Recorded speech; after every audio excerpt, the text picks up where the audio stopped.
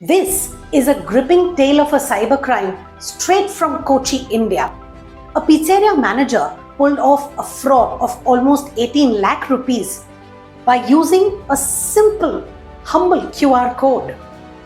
He replaced the pizzeria's Google Pay QR code with his own. For 8 long months, all the money was going into his personal account. Sneaky, right? To cover his tracks, he cancelled bills from the accounting software. And that's what unraveled the fraud. An unusually high number of cancelled bills started to raise suspicions.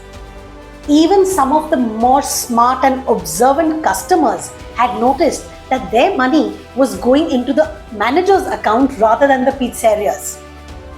Do you want to know how to protect yourself from these kind of frauds? Check out my cyber tips in the description below and follow me for more.